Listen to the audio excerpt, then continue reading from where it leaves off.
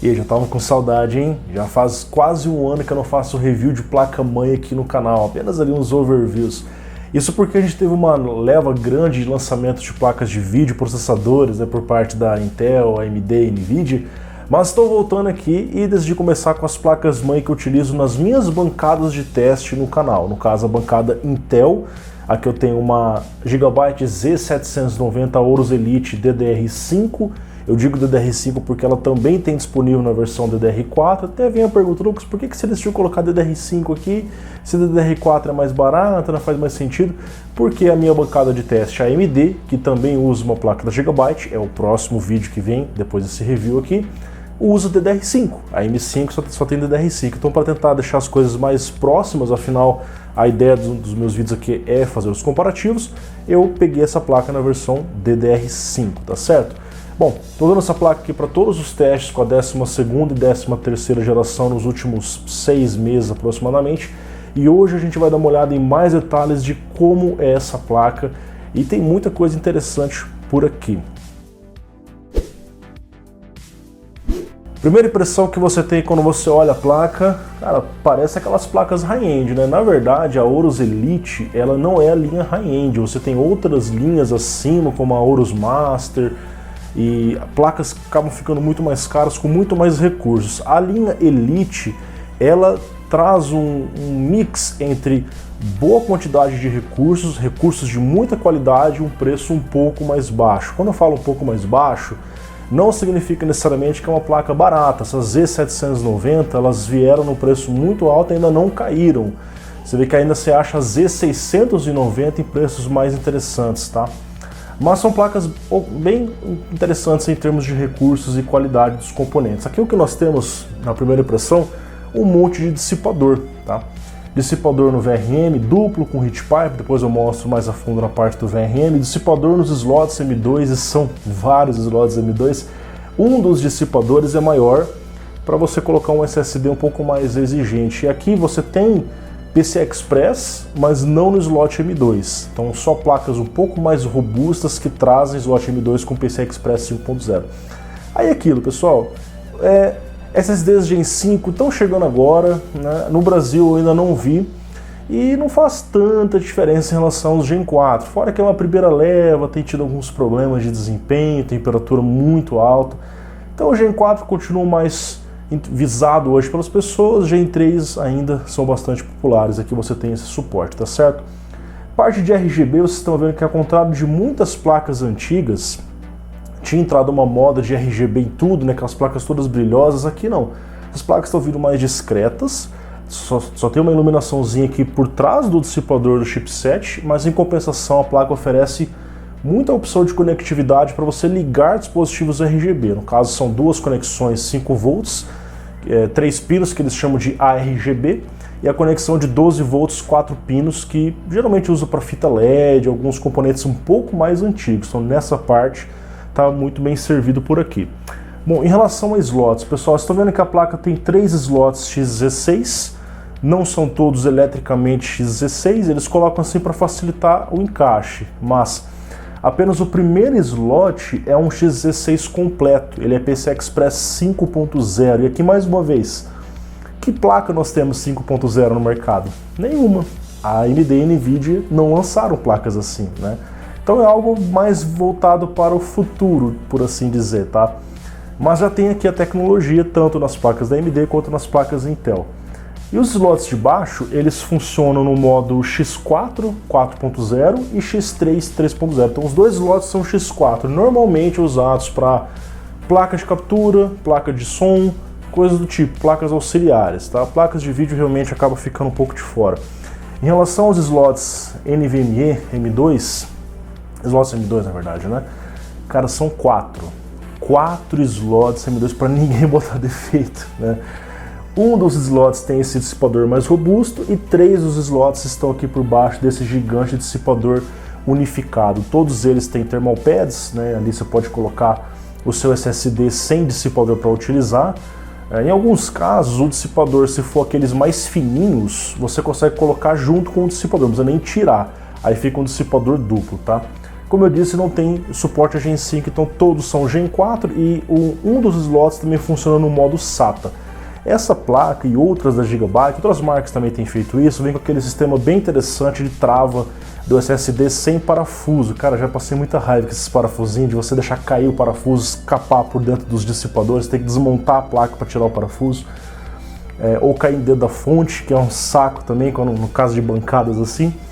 Mas aqui no caso, eles usam as travinhas de plástico, basta você encaixar o SSD, você gira essa travinha, encaixa o SSD perfeitamente, bem simples de ser utilizado, tá?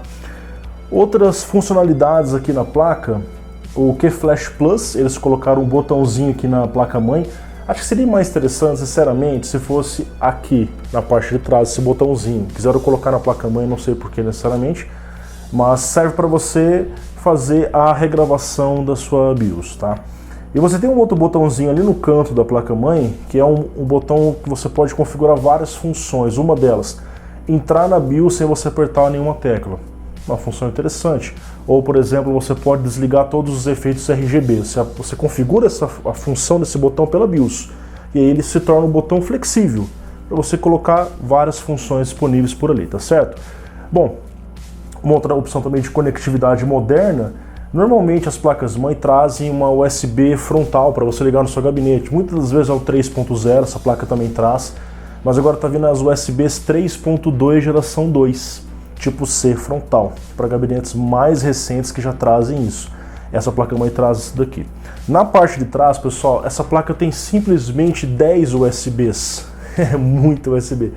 4 são 2.0, as mais antiguinhas, serve para mouse e teclado, né? Alguns outros adaptadorzinhos. Aí você vai ter 3 USB 3.2 geração 1, aquelas azulzinhas de 5 GB, duas 3.2 geração 2 de 10 GB e uma 3.2 2x2 20 GB. Os nomes são horríveis, que os caras quiserem colocar esses padrões. Uma das portas é de 20 GB, aquela mais top, rede de 2.5 GB. Essa versão não tem Wi-Fi, você tem a Aorus Elite AX, que tem Wi-Fi para você utilizar aqui, Wi-Fi 6 inclusive. Áudio 7.1 com conexão ótica, e assim fechamos nesse resumo dos principais destaques que a placa oferece. Em termos de VRM, cara, o negócio aqui é muito overkill. Começando pelo dissipador. Já falei para você, dissipador duplo, tem umas aletas ali na parte interna. Os thermal pads cobrem tanto os DRMOS, então os Power Stages, quanto os indutores, e tem um heat pipe de 6 mm que interliga os dois. Então um bloco transfere calor para o outro e isso faz com que ele seja mais eficiente. Tem thermal pads de boa qualidade, de boa condutividade também. Na parte do conector, nós temos um conector duplo de 8 pinos, então justamente para reforçar, já tive placa-mãe, inclusive placa-mãe Intel, na época uma Z390, que eu consegui derreter esse conector quando eu estava usando o Core 9. Era um conector de 8, aqui vem 2 para você justamente fazer uma redundância, reforçar esses pinos, tá? E você tem 6 capacitores na filtragem inicial, mais 14 capacitores na filtragem final e mais alguns capacitores de cerâmica na parte de trás fazendo essa filtragem da energia. Sobre os componentes, pessoal, são Smart Power Stages, digamos que são melhorias dos DRMOS tradicionais. Ele trabalha com 70 amperes em 8+8. O que acontece? O PWM que a Gigabyte utiliza aqui não controla individualmente as 16 fases. Eles mandam um sinal PWM para 2 fases. Isso é muito comum, como se fosse uma multiplicação. Esse design é antigo, já vários fabricantes utilizam. Sinceramente, eu não vejo problemas aqui, dada a quantidade de fases e a capacidade desses componentes, tá? Então, no total, são 16 fases só para o V-Core. E aí você vai ter aqui, na parte de cima, para gráficos integrados, um DRMOS, o NCP302155 de 55 amperes. A Gigabyte fala que ele trabalha em 60 amperes, depende da frequência de chaveamento que ele é configurado. Se eu não me engano, na BIOS tem até como você configurar isso, tá? E aqui na parte lateral também tem duas fases extras para PCI Express e o controlador de memória, que é um NCP303160 de 60 amperes. Esses dois DRMOS são muito bons, eles têm excelente condutividade térmica. Inclusive esse daqui é 0,8 graus Celsius por watt, que é uma coisa incrível, né? Incrível, mas por isso que são apenas 2, tá? Enfim, partindo para os testes práticos, eu peguei aqui o Core i7 13700K, que é o CPU que eu utilizo no meu PC particular. Cara, a placa-mãe é absurda, tá? Se você ver aqui, cara, o VRM ficou em 52 graus no sensor, 52 graus, com a exigência de 170 amperes.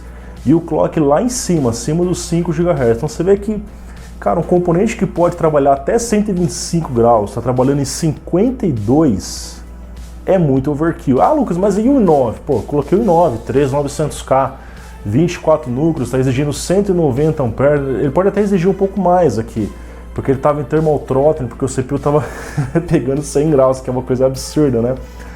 O VRM foi para 63 graus, e já é o melhor CPU, ele só vai perder para o KS é só um pouquinho mais overclockado que ele, então você vê que é uma placa para o cara que quer fazer overclock, o cara quer pegar o i9, um maluco, colocar ele a, sei lá, 6 GHz ao core, e a placa vai aguentar, porque ela tem um VRM overkill mesmo não sendo a melhor que a Gigabyte tem a oferecer, tá? Em relação à memória RAM, pessoal, eu testei os dois kits que eu tenho aqui, um da Kingston, que é um Fury, dois módulos de 16 GB, 5200 L40, funcionou perfeito, ativando o XMP, e o mais parrudinho, que é o G-Skill Threaded Z-Neo, também dois módulos de 16 GB, 6000 MHz, então uma frequência maior, CL30, um time menor, funcionou sem nenhum problema. Em relação a BIOS da Gigabyte, ela segue o mesmo padrão das anteriores, não teve muita mudança nesse sentido, né? Então aquele design simples da tela inicial, configurações básicas, você pode fazer alguns ajustes simples de XMP, enfim. No modo avançado é aquilo, overclock, undervoltage, que é geralmente o que eu recomendo para CPUs Intel que estão muito quentes, a absurda temperatura do 13ª geração, né? Configuração de Resizable Bar, coisas desse tipo que eu tenho sugerido recentemente aqui nessa geração. Então a BIOS ela é simples, ela é completa, tem várias opções, mas eu sinto falta às vezes de alguns atalhos para recursos mais essenciais, como por exemplo ativar justamente o Resizable Bar no modo avançado, mas são coisinhas mínimas. O importante é que a BIOS é bem funcional, está funcionando bem, estável, o boot da máquina é bem rápido, eu não tive dor de cabeça com essa placa-mãe. Eu acho que isso é o mais importante que vocês querem saber. E por ser a placa que eu uso muito e troco muito de CPU, tá o tempo todo, i5, i7, i9, eu vou trocando, a placa tem que aguentar isso, tá? E realmente a placa funciona bem, tá? Nas minhas duas bancadas usando placa da Gigabyte, na verdade já faz um tempo que eu uso Gigabyte nas bancadas de teste, né? Não é exatamente uma novidade agora. Então, pessoal, no que diz respeito a se vale ou não a pena, que essa é uma pergunta que muitos de vocês certamente estão me fazendo agora, é o seguinte, pessoal, para quem trabalha pesadamente com a máquina e precisa de muitos recursos, inevitavelmente você vai ter que ir para placas maiores, placas ATX, com chipset mais robusto. Por exemplo, como eu citei para vocês, a placa tem 4 slots M2, não é qualquer placa que tem 4 slots M2. Se você vai para as intermediárias, você tem 2 slots, 3 slots, você vai para as de entradinha, às vezes tem um slot, às vezes um só é Gen 4, outro é Gen 3. Então assim, você tem que avaliar a sua necessidade. Para quem precisa de muitos recursos, o cara é entusiasta, Lucas, já gastei tudo que eu podia gastar em placa de vídeo, já tenho uma placa de vídeo muito top, um CPU muito top, sobrou uma grana para a placa-mãe. Recomendo investir em uma boa placa-mãe. Agora, quando o orçamento é apertado, o cara deixa de investir em placa de vídeo para investir em placa-mãe, eu já não recomendo. O que eu recomendo para as pessoas?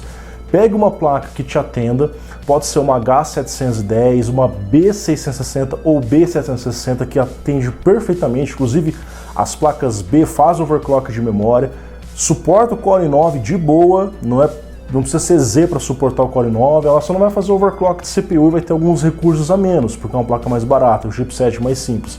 Às vezes menos USBs na parte de trás, coisas do tipo. Aí você avalia. Basicamente é isso, pessoal. Placa-mãe mais cara vão ter mais recursos que você tem que avaliar se você realmente precisa disso ou não. Normalmente uma placa B atende perfeitamente, custa menos, faz mais sentido para o orçamento do brasileiro médio, que costuma olhar muito pelo preço as coisas. Eu utilizo porque é uma placa que tem muitos slots M2, serve para fazer os meus reviews de SSD, então eu posso manter os meus 2 SSDs que eu já utilizo aqui e colocar mais um terceiro para fazer os testes, e é uma placa que eu vou usar do i5 ao i9, então eu já coloco uma placa top com DDR5 para ser equiparável em relação à bancada da AMD, ok? Bom, o preço dela hoje, pessoal, você acha em torno dos R$2.000 a R$2.300. ela não é mais top, então você tem placas que vai 4, 5 mil reais tranquilamente, então assim, em relação às outras placas, ela oferece uma boa quantidade de recursos por um preço muito baixo. Ainda dá para você poupar e economizar um pouquinho mais, partindo para uma Z690, que muda muito pouca coisa em relação a Z790 e são retrocompatíveis. Normalmente você acha Z690 a partir de uns R$ 1.500, R$ 1.600, tá? E as placas B660, que também fazem o mesmo papel, só são um pouco mais simples, mas também atendem um Core 9, Core 7, Core 5, você acha a partir de uns, sei lá, uns R$ 800, às vezes uns R$ 1.000, R$ 1.200, tá? São placas boas que custam muito menos e atendem as necessidades das pessoas, tá? Espero que esse vídeo tenha sido útil em algum aspecto para você. Se foi, deixa o seu like, se inscreva no canal e caso queira ficar de olho em promoções dessas placas ou outros produtos de informática, grupos de promoções no Telegram, no WhatsApp são gratuitos. Você pode entrar, você vai receber notificações de promoções caso você tenha interesse, tá bom? Valeu, falou, tchau, tchau. Até o próximo vídeo, próximo review de placa-mãe da minha placa da bancada AMD Ryzen 7000. Tchau, tchau.